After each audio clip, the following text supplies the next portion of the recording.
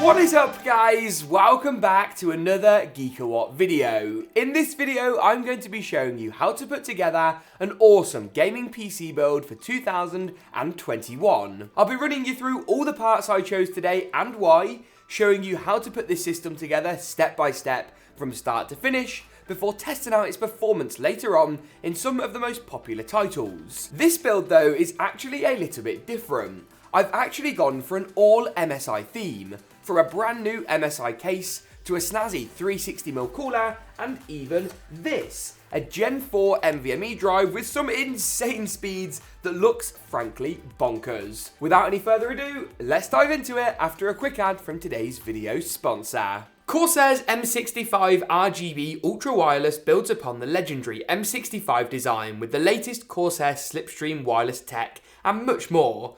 With a 26,000 DPI Corsair Marksman sensor that can be adjusted in DPI steps as small as 1, this mouse means business. Adjustable weight allows you to find your perfect center of gravity, while Omron optical switches deliver hyper-fast and precise responses. Everything you love about the M65 in 2021, now wireless. Check it out at the links in the description below. Let's kick things off by taking a look at all of the components we selected for this build before going ahead and putting it together. MSI's Velux 100R Airflow is one of their latest chassis and a case really worth considering in 2021. With a great feature set, plenty of airflow, a good I/O and a great form factor, it's a nice case that will look good in today's build and come in at a pretty good price point. Cases are super subjective. We've made a couple of videos about this, which I'll link in the cards section now, and choosing a case a lot of the time is really going to be down to personal preference. As far as the CPU and motherboard go for this build, I've actually gone Intel. Now, wait, don't click off the video, don't smash that dislike button or anything like that, because there is a good reason for this. AMD CPUs in 2021 might perform better on paper, but they're actually really expensive and often out of stock. Instead, I've gone for an Intel Core i7 chip. The 11th gen i7s are some of the best value high-end chips on the market right now. Of course, a Ryzen 9 is going to beat these out any day, but you'll be paying another $400 or $500 for the pleasure. With plenty of cores and faster clock speeds than the last gen 10th generation CPUs, these chips are actually really great for gaming. We'll be installing this chip onto MSI's Z590 Tomahawk, which follows our theme of kind of price to performance. Of course, Z590 motherboards are more expensive than the cheaper B560 options, but this one sits at a better value end of the Z590 lineup in my opinion. Keeping the CPU cool is MSI's very snazzy K360. This is a cooler with a screen. You can actually configure this and we'll do the software setup later, looking at how you actually go about doing this, so hold tight for that. And it kind of comes in as a slightly more expensive version of their Core LiQWYD 360R. Another great cooler worth considering. The RAM from this build actually comes in from Kingston Fury, and this is their Renegade. Now, Kingston very kindly sent us out this little care package. This is not sponsored. They're not, paying for this video or anything like that. But they sent us out this cool little box with a Kingston pillow. Oh yes, happy days. Some lovely Kingston sunglasses. I think these are like blue light glasses for bright environments or something of that variety. Some Kingston socks. There we go. What do you think, Jake? Trendy. I think exactly the same. That's exactly the word I was looking for. And a Kingston water bottle, which I'm very pleased about because I am pretty thirsty. Yes, lovely. In all seriousness, though, I think this is to do with the fact that Kingston are now kind of independent when it comes to memory. It's no longer called the HyperX lineup. That's now like a HP thing, I think. So this is the Kingston Fury brand. They also sent some chocolate, which we have already eaten. So thanks, Kingston. I appreciate all the goodies, including, of course, my lovely new socks. On a more serious note, though, they do make some really good memory, and this will work well for today's build. 32 gigs might be a better shout, but if you want to save some cash, then 16 gigs will work well too. Storage has been provided by MSI's brand new Spatium M480, a Gen 4 NVMe drive with read and write speeds in the region of about 7 gigabytes per second.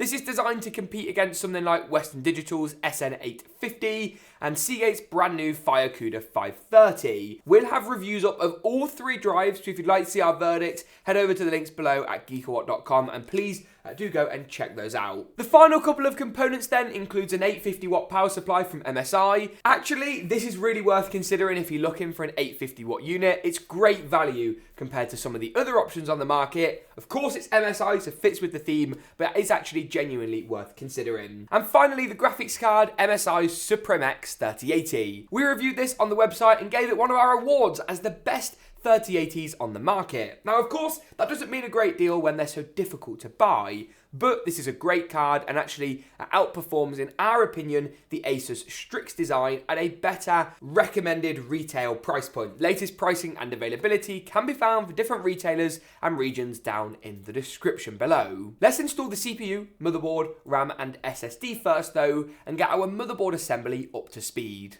As far as the CPU goes, you just want to find the little golden triangle on the bottom corner of the processor and line this up with the triangle on the bottom left corner of your CPU socket. Pull the arm up, leaving the black protective cover on top of the CPU, drop the processor down like so, and then basically return that plate back into place. The black cover will automatically pop itself off out of the way.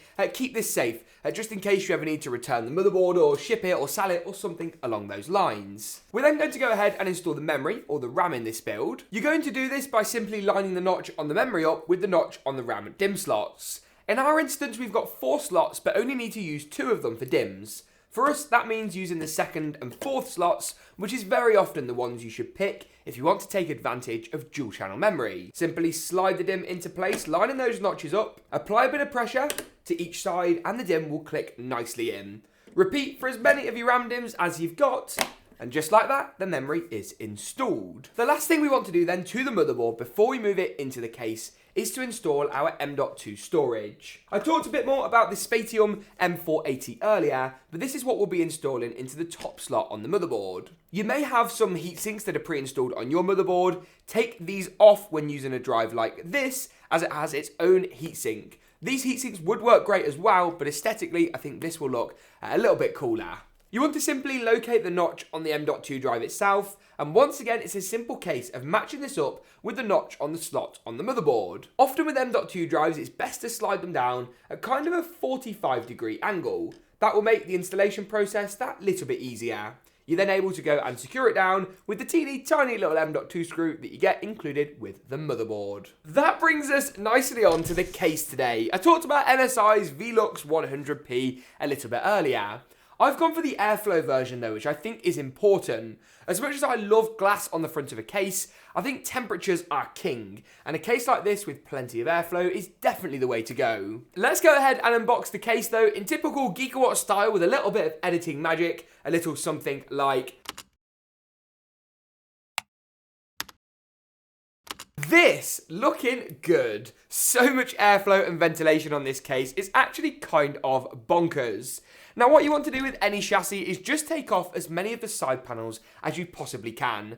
Doing so will make the case that much easier to build in when it comes to screwing the motherboard down. Once you've done this, you then want to locate each of the holes on your motherboard. These are called our standoff holes, and you want to match these up with the corresponding holes in the case. So first we've got 3 standoffs at the top, 3 along the middle and 3 along the bottom, basically in rows where they're all across and up from each other in a nice uniform pattern. It's often easier to lay the case down flat when you go ahead and screw your motherboard in, as then you're not fighting gravity and your own hands when securing it into place. Moving on to the CPU cooler next, and this is the bit where things get a little bit tricky in a build. You need to grab out your tape measure and just make sure that everything fits in the places that you want to put them. So for us, I think our radiator will indeed fit at the front of the case and still allow room for our 3080 Supreme. It will be a little bit tight, but there's only one way to really find out. In order to do this though, we need to snap off this magnetic front panel, which will actually reveal the 3 included 120mm fans.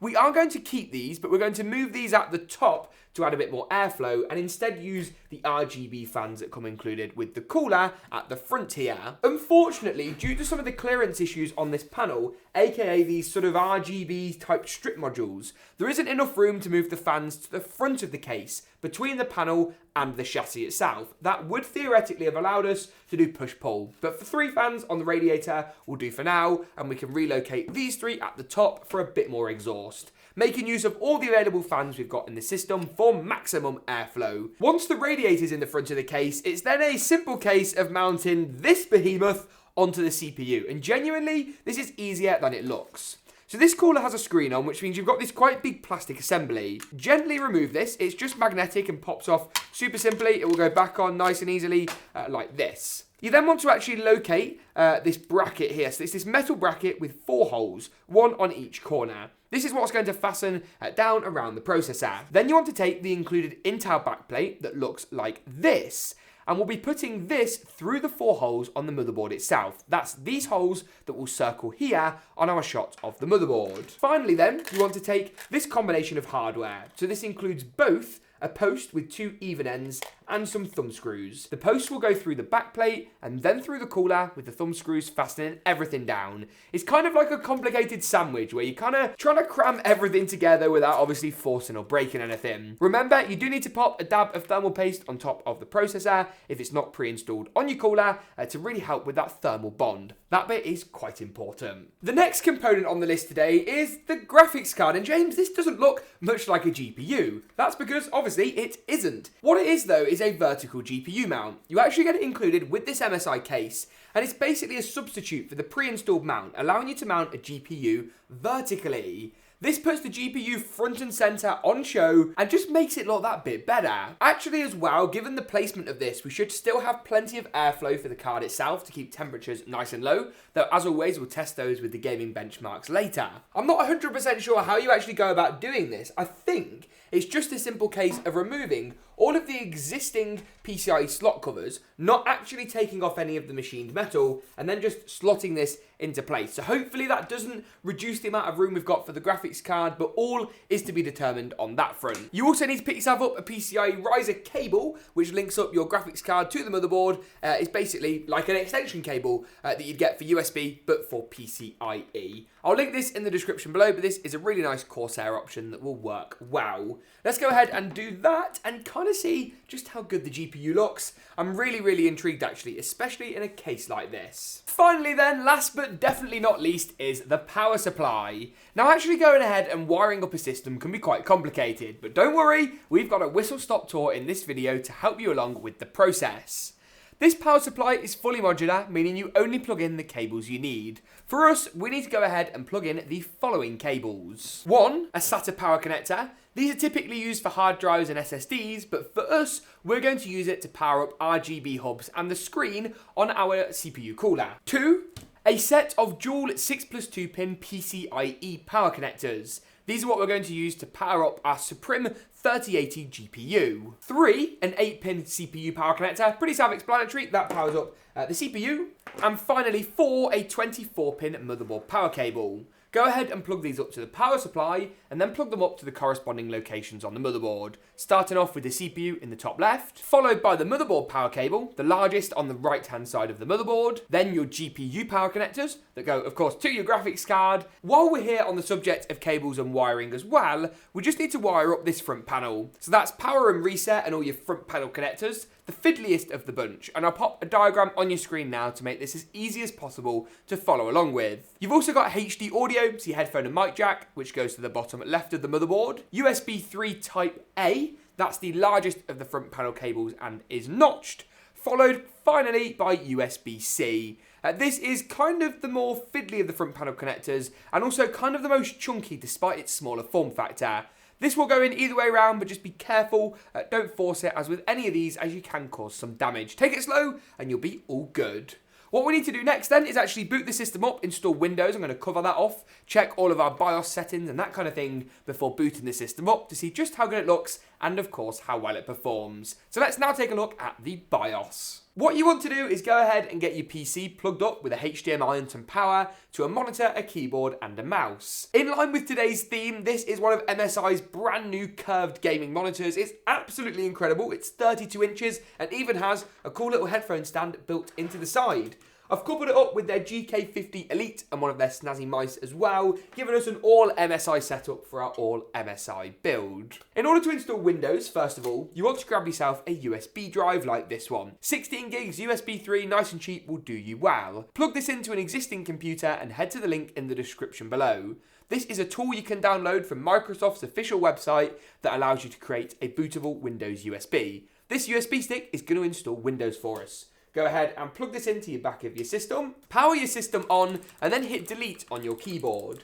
Hitting the delete key on the keyboard will instruct the PC to go into the motherboard's BIOS. This is of course where we can change all of our crucial settings, get our RAM up to speed, and just check that otherwise all of our hardware is A-OK. Which should look a little something like this. You can see the big problem we've got is that our memory speed is only 2400 megahertz. This is not quick enough. We need to go up to 3200, preferably 3600 if we can. To do this, jump into your advanced mode, over to overclocking settings, and then navigate down to your extreme memory profile, otherwise known as XMP. These profiles are basically just RAM overclocking, and you can create different ones with different speeds. For us though, we're just going to jump into profile 1, and then we're going to jump down to our adjusted RAM frequency and check that it aligns with 3600 megahertz. It does. If it doesn't, don't panic, you can go up to the next setting and choose your speed from this list. Although make sure you do select the speed that your RAM is rated for on the box. If you try and go way higher, it will just become unstable and won't particularly work. The next thing you want to do is just jump up to where it says boot priority and find your little USB drive. This is what's got our Windows installation media on.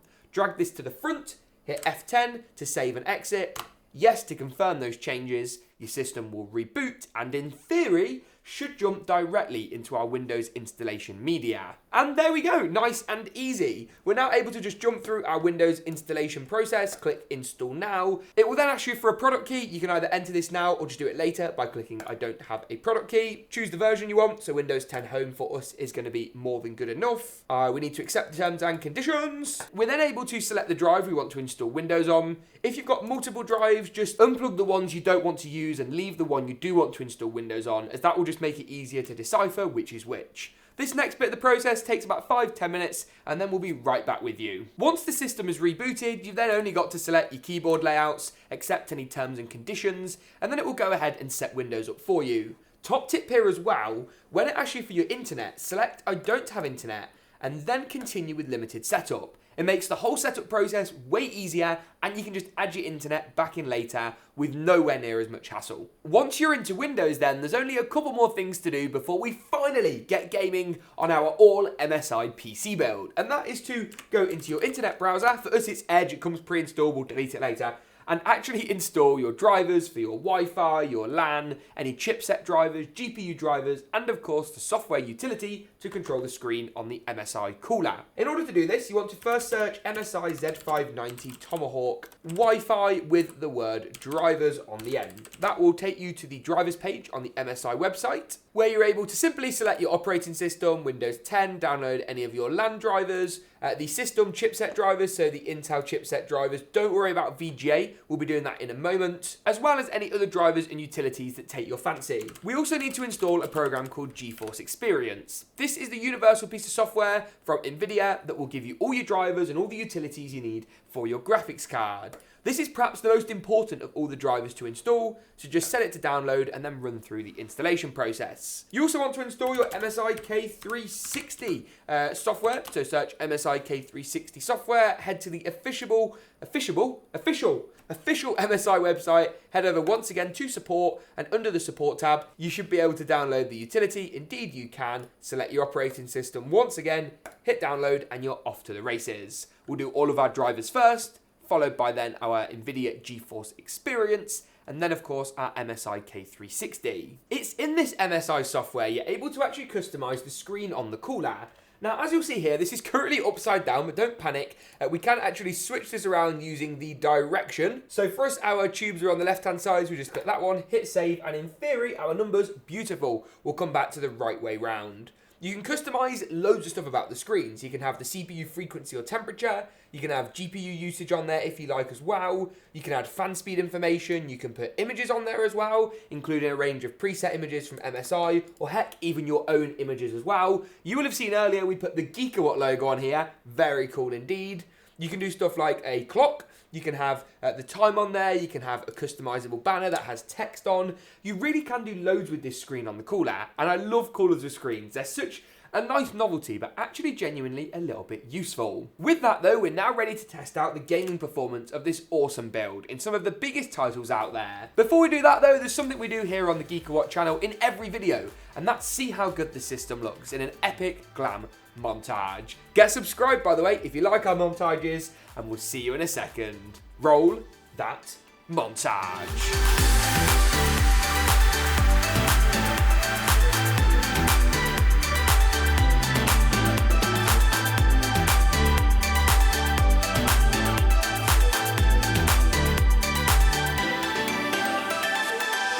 Montage and build process out of the way, the last thing that's left to do is see how well the system performs in some of the most popular titles to try and give as many of you guys as possible an insight into this system's performance. As ever, we've tested over 15 of the latest titles, and you can see a summary of our results on your screen now. All the different games, all the different settings that we put this system through. We will be taking a deeper dive into some of these in a moment, game by game, but this should give you a good kind of bird's eye view of what to expect from this system as far as frame rate goes. GTA 5 is the first of our focus titles, an older game admittedly, but the benchmark mode is super useful. We managed to top out at 145 frames per second at 4K high settings, which is about the limit for GTA 5 to be honest with you. You very seldom see the game jump above 200 FPS, and this is for a reason. 90 and 99th percentile results were strong, and the game, as you'd expect, looked great. Moving on to Watch Dogs Legion at 4K high settings with ray tracing enabled and DLSS enabled, more on those in a second, we managed to achieve 65 FPS on average. Ray tracing, of course, is Nvidia's flagship light tracing technology, and DLSS is their resolution scaler. Combine the two together and you get over 60 frames at 4K pretty much maxed out settings. Call of Duty's Black Ops Cold War also supports ray tracing, but we tested it out today without, just using DLSS to get the maximum frame rate. 4K high settings yielded 123 frames per second. Not a bad result at all. Speaking of results that aren't too shabby, Apex Legends at 4K high settings yielded nearly 130 frames a second.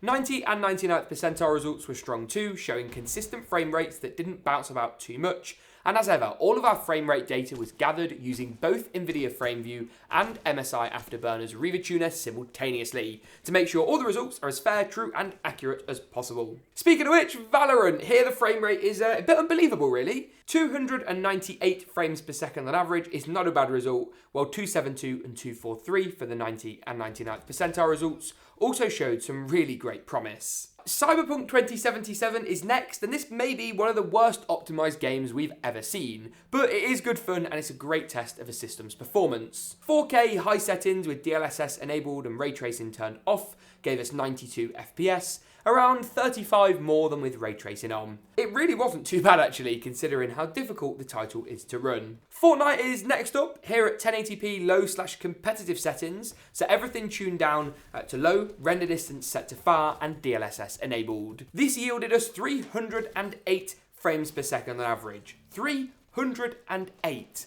If you wanted to play at 1440p, you'll still get over 150 FPS at high settings, but for us, 308 FPS is where it's at. Finally then, the last game we tested out today in our focus title list is of course Call of Duty's Warzone. 4K high settings with DLSS enabled, no ray tracing support of course, in Warzone gave us 113 FPS. If you're wondering why we tested at 4K wherever possible, it's because it looks fantastic.